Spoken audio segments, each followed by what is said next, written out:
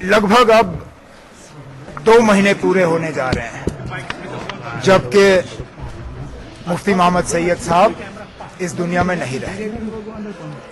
अल्लाह उनको मगफिरत करे।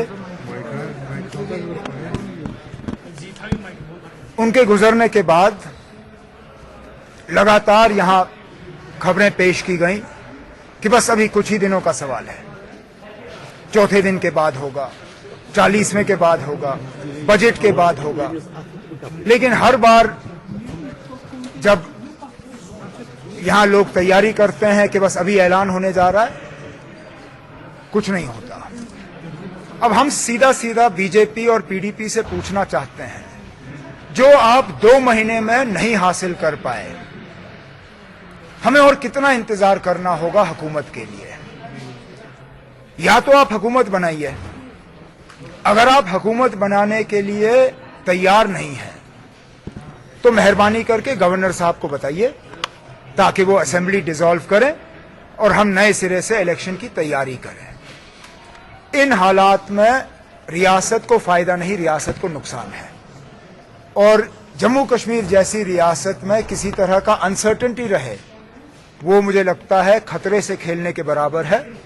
और इन दोनों पार्टियों को अपने सेल्फ इंटरेस्ट से ऊपर उठ के अब रियासत के बारे में सोचना चाहिए। 2 महीने तक वो सिर्फ अपने बारे में सोचते रही, चलिए 2 महीने के हम इनको छूट देते हैं।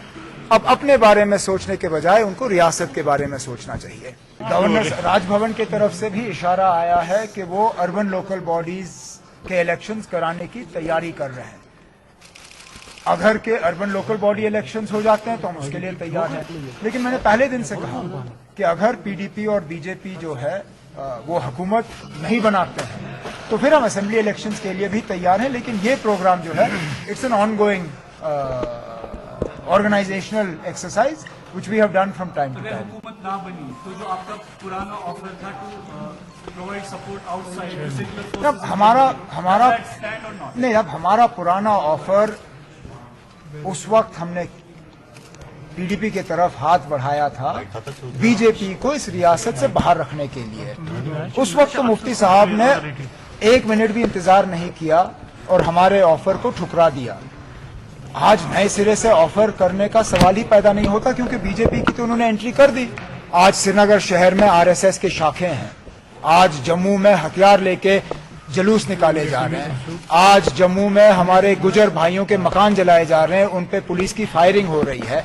ऐसे हालात में अब पीडीपी को ऑफर करने का मतलब क्या? उस वक्त अगर मुफ्ती साहब ने हमारा वो ऑफर कबूल किया होता तो आज शायद रियासत में ये हालात नहीं होती। चल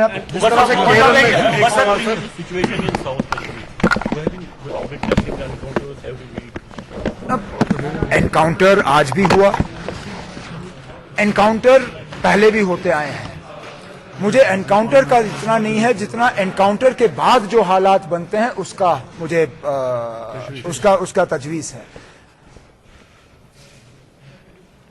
जिस तरह एनकाउंटर के बाद एक automatic law and order situation जो है वो पैदा हो जाती है और हुकूमत की तरफ से फोर्स का इस्तेमाल होता है, that becomes a self fulfilling prophecy, क्योंकि हालात उससे और ज्यादा बिगड़ जाते हैं।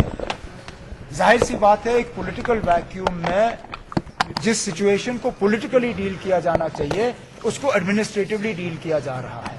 जब तक के एक इलेक्टेड गवर्नमेंट और इलेक्टेड रिप्रेजेंटेटिव्स के तरफ से इस हालात को, इस सिचुएशन को डील करने की कोशिश नहीं की जाती, तब तक मुझे लगता है साउथ कश्मीर में हालात और ज्यादा खराब होंगे बनिस्बत के बेहतर होने के। उमर साहब एक बीजेपी मिनिस्टर ने बोला था कि तब वर्ल्ड में हालात ठीक हो जाएंगे जब मुसलमान कौम खत्म हो जाए।